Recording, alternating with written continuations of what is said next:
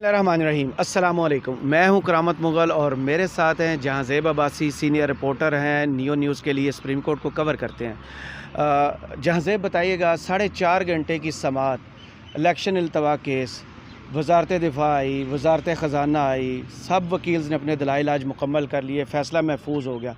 क्या देख रहे हैं, क्या फ़ैसला मुतवक्को है? बहुत शुक्रिया करामत भाई। सबसे पहली बात तो ये है कि प्रिडिक्शन जो है वो करना ज़रा मुश्किल है। सही। इसकी बहुत सी वजूहात हैं। मिसाल के तौर पे आम तौर के ऊपर ये होता था कि एक एक बेंच है, उसमें डिवीज़न होती थी, तो हम उस डिवीज़न की बुनियाद के ऊपर कोई बात कर सकते थे। ये मुत्तफ़िका फ़ैसला है, सही। इसमें कोई डिवीज़न नहीं होगी। सही। और क्योंकि ये तीनों वो जज साहिबान हैं जो एक जैसा ही पॉइंट ऑफ व्यू रखते हैं। राइट। ठीक है, नंबर 1। नंबर 2, कुछ इस तरह की भी बातें चल रही हैं जी कि शायद हो सकता है कोई आज शाम को ही कोई मुज़ाकराती अमल शुरू हो जाए। सही। तो बहरहाल ये क्या सरइयों के ऊपर हम नहीं जाते, लेकिन एक बात बिल्कुल तय है कि 90 दिन के अंदर इलेक्शंस करवाना आइनी ज़िम्मेदारी है। सही। और आइन बिल्कुल वाज़ेह है। इलेक्शन डिले कितना हो सकता है?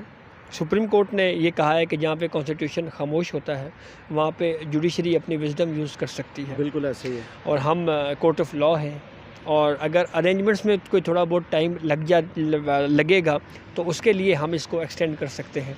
8 अक्टूबर की डेट इलेक्शन कमीशन ने दी है। सुप्रीम कोर्ट ने यह भी बिल्कुल क्लियर किया है कि जो इलेक्शन कमीशन ने जो तारीख दी है उसने अपने इख्तियार से तजावुज़ किया है, और इलेक्शन कमीशन को ये इख्तियार नहीं था। उनके अपने लेटर में रिटर्न है कि कॉन्स्टिट्यूशन के मुताबिक इलेक्शन कमीशन डेट नहीं दे सकता। जी जी, बिल्कुल ऐसे ही है। और फिर आते हैं आज की कोर्ट प्रोसीडिंग के ऊपर। आज की करामत कोर्ट प्रोसीडिंग में सबसे पहला जो एतराज़ जुडिशरी या 3 मेंबर बेंच की जानिब से उठाया गया, वो एतराज़ ये था कि पीडीएम ने कल जो एक एलामिया जारी किया है और उसमें 3 मेंबर बेंच के ऊपर अदम एतमाद का इज़हार किया है। सही। तो जैसे मुनीब अख्तर ने कहा जी कि सबसे पहले तो आप हमें ये बताएं ना, अटॉर्नी जनरल को भी, और फ़ारूक एच नाइक जो पाकिस्तान पीपल्स पार्टी के वकील थे उनको भी, कि सबसे पहले तो आप बताएं जी कि आप अदालती प्रोसीडिंग का बाइकआउट कर रहे हैं, सही, या इस प्रोसीडिंग का हिस्सा हैं। तो अटॉर्नी जनरल, ज़ाहिर बात है, अटॉर्नी जनरल फॉर पाकिस्तान है, उन्होंने हर अहम केस में अदालती मुआवजत करनी होती है। उन्होंने कहा जी देखें, मैं तो कोर्ट प्रोसीडिंग से बाहर नहीं जा रहा। सही। जो नवाज शरीफ साहब ने मुतालबा किया था, बताया था कि वो जाएंगे और जाके बताएंगे कि हम। जी। तो अटॉर्नी जनरल साहब ने कहा जी कि हम तो कोर्ट प्रोसीडिंग का हिस्सा हैं बतौर अटॉर्नी जनरल फॉर पाकिस्तान। फिर उसके बाद बारी आई फ़ारूक एच नाइक। उन्होंने कहा जी कि हम जो इत्तेहादी हुकूमतें हैं, जो इत्तेहादी जमातें हैं, हमने बाइकआउट का ऐलान नहीं किया। हमने दरअसल जो बेंच कंपोजिशन है और जो बेंच बनाया गया है इसके ऊपर अदम एतमाद का इजहार किया है। अच्छा। तो इस पे चीफ जस्टिस ऑफ पाकिस्तान ने कहा है जी कि देखें, आप किसी एक तरफ आएँ, या तो आप कहें कि जी हमें एतमाद है और फिर बाकायदा एतराज़ करें, लेटर के ऊपर लिखवा के लाएँ जी, लिखवा के लाएँ जी कि जो पहले वाली स्टेटमेंट थी हम उसको विड्रॉ करते हैं और आपको एतमाद है। और या फिर अगर आपको एतमाद नहीं है, बाइकआउट है, तो फिर बाइकआउट ही सही। सही। तो बाइकआउट तो इन्होंने पंजाब असम्बली वाले केस में भी किया था। आज भी यही हुआ। आज उनको फिर नहीं सुना गया, कोर्ट ने तीनों पॉलिटिकल पार्टीज़ को नहीं सुना। अच्छा। हाँ, मुस्लिम लीग नून को नहीं सुना, JUI को नहीं सुना, और उसकी वजह क्या है? पीपल्स पार्टी को। यही जो मैंने आपको बयान की है कि कोर्ट ने ये कहा है कि या तो आप हमारी इस बेंच के ऊपर एतमाद करें, और अगर अदम एतमाद का इज़हार कर रहे हैं तो वही जज हैं जिन्होंने डिप्टी स्पीकर कासिम सूरी की रूलिंग को ओवररूल किया था, उसी बेंच का हिस्सा हैं। फिर उसके बाद दीगर जो अहम केसेस हैं उनमें भी ये जजेस अक्सर औकात जो है, बिलखुसूस जैसे एजाजुल हसन साहब और जैसे मुनीब अख्तर साहब शामिल रहते हैं। सही। तो अब आते हैं, इस कोर्ट की प्रोसीडिंग के दौरान एक ब्रीफिंग भी दी गई है जी, और सबसे पहले ब्रीफिंग देने के लिए आए हैं जनाब सेक्रेटरी दिफा। और सेक्रेटरी दिफा ने कोर्ट के सामने पहले तो ये कहा जी कि इस तरह की इन्फॉर्मेशन है कि जो अगर हमने आपको ओपन कोर्ट में दे दी, अच्छा, तो जो खुफिया इस मुल्क के जो दुश्मन इदारे हैं, जो मुल्क दुश्मन एजेंसियां हैं जी, उन तक ये मालूमात पहुँच जाएगी। तो इसलिए हमें चैम्बर में जो है ना इजाज़त दी जाए, इजाज़त दें तो हम वहाँ पे आपको ब्रीफ करेंगे। सही। तो इस पे फिर जस्टिस मुनीब अख्तर साहब ने भी और चीफ जस्टिस साहब ने भी कहा कि अच्छा आप ऐसे कर लें कि आप हमें तहरीरी तौर के ऊपर चीज़ें बता दें। सही। अच्छा, अब इसके पीछे भी एक विजडम है। जी। कोर्ट ये चाह रही है कि जो भी आए राइटिंग में डॉक्यूमेंटेड आए, आए। राइटिंग में आए। जी। तो अब वो कहते हैं कि देखें जी वो मैं आपको ना ज़ुबानी ब्रीफिंग में दे दूँ, वो जो सेक्रेटरी साहब उन्होंने कहा वर्बल नहीं, कर हाँ देता उन्होंने कहा नहीं आप जो है ना जो भी लाएंगे रिटर्न में लेके आएंगे। सही। तो और चीफ जस्टिस ऑफ पाकिस्तान ने ये भी कहा है कि आप जो भी हमें क्लासीफाइड इंफॉर्मेशन देंगे हम इनको देख के पढ़ के उसी तरह से क्लासीफाई करके कोर्ट पे हाँ, जैसे कोर्ट हाँ, प्रोसीजर अक्सर होती दोबारा है। सील करके आपके हवाले वापस कर देंगे। सही। तो फिर उसके बाद उन्होंने ये कहा जी कि सरहदों के ऊपर फ़ौज इंगेज है, मुल्क के अंदर ऑपरेशन चल रहे हैं दहशतगर्दी के ख़िलाफ़। तो चीफ जस्टिस ऑफ पाकिस्तान ने फिर एक नई बात कर दी। उन्होंने ये कहा जी कि अच्छा ठीक है, उन्होंने डाटा शेयर कर दिया। ना अच्छा। डाटा चलो वो तो खैर इलेक्शन कमीशन में भी वो उनके भी जजमेंट में कोई चीज़ें हैं। जी। उन्होंने ये कहा कि ये बताएं जी कि जो हमारी पाक फ़ौज है ये तो चलो इंगेज है, ये नेवी पाकिस्तान नेवी है, पाकिस्तान एयरफोर्स है, जी। तो ये इनसे क्यों नहीं इलेक्शन करवाए जा सकते? सही। पैरामेडिकल फोर्सेस हैं जी, रिजर्व जो हाँ होते हैं। जी, रिजर्व फौज की भी बात हुई तो उस पर खैर सेक्रेटरी दिफा साहब ने ये कहा जी कि उसका एक प्रोसीजर होता है, कॉल अप नोटिस होते हैं, उनको बुलाया जाता है, तो वो बड़ा एक लेंथी प्रोसेस है। जी। फिर उन्होंने ये कहा जी कि अच्छा ये बताएं कि जो रिटायर्ड फौजी हो जाते हैं उनसे इलेक्शन क्यों नहीं करवाए जैसे जाते? पहले इस्तेमाल होते हैं। हाँ जी, चीफ जस्टिस साहब ने ये भी कहा कि जी हमें कोई जंगजू फौज नहीं चाहिए, हमें तो ऐसी चाहिए कि जिससे निज़ाम थोड़ा सा कंट्रोल सिस्टम चल जाए, इलेक्शंस हो जाए। तो अच्छा फिर उसके बाद एक बड़ी डिबेट ये थी कि फुल कोर्ट बन रहा है नहीं बन रहा, क्या है क्या नहीं है। फैसला 4 जजों का है, 3 जजों का है, तो उसके ऊपर सुप्रीम कोर्ट ऑफ पाकिस्तान ने फुल कोर्ट के हवाले से तो ये कहा है कि हम अभी कंसीडर इस इशू को कर रहे हैं। फुल कोर्ट की तरफ भी जा सकते हैं। हाँ, मतलब वो कह रहे हैं कि अभी हमने रद्द नहीं की है इस इस्तदा को। सही।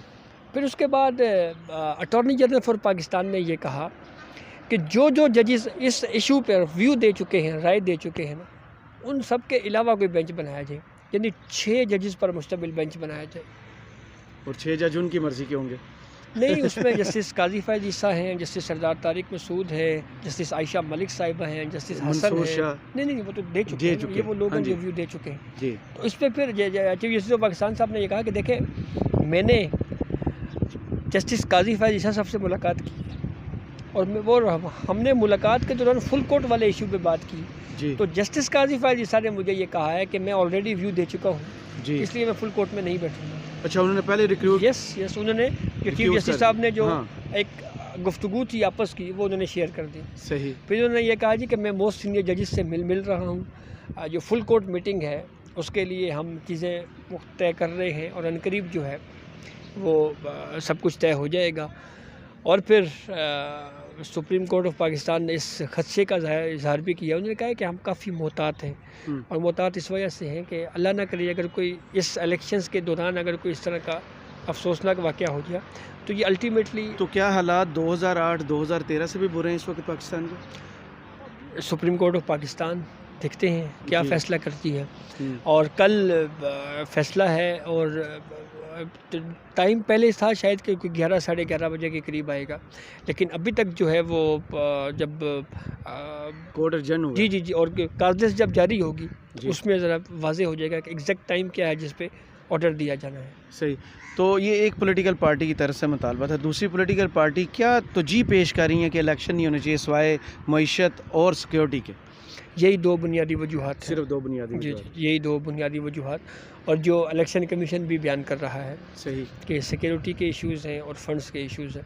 लेकिन अमानत बतौर कोर्ट रिपोर्टर जी तो मैं ये समझती हूँ, मेरी अंडरस्टैंडिंग है, मेरा ये व्यू है कि इस केस में जहाँ पे एक आइनी क्वेश्चन भी है जी, उसके साथ साथ इसके सियासी पहलू भी हैं, बिल्कुल बहुत ज़्यादा इम्पेक्ट है सियासत का। तो शायद अदालतों को अगर इससे गुरेज करती तो मेरे ख्याल में ज़रा ज़्यादा बेहतर होता। सही।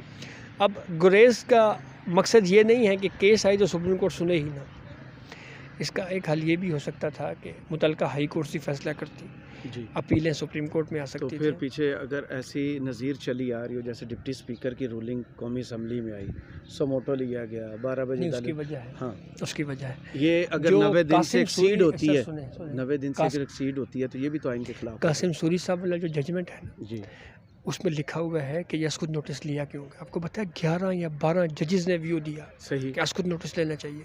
सही। उस वक्त जजेस भी टोटल मेरे ख्याल में 13 अभी भी सुनने में आ रहा है कल कभी बड़ी मीटिंग हुई जी है। जी जी जी।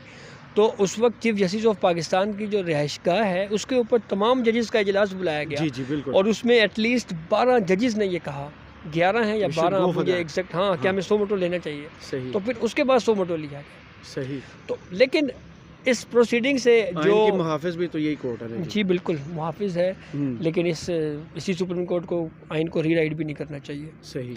और सबसे अहम बात कि सियासी इश्यूज से अदालतों को तो ये जो आइनी बहरान चाहिए। है, इलेक्शन कमीशन मान नहीं रहा, सदर ने डेट दी, 2 असम्बलियाँ, उधर गवर्नर डेट नहीं दे रहा।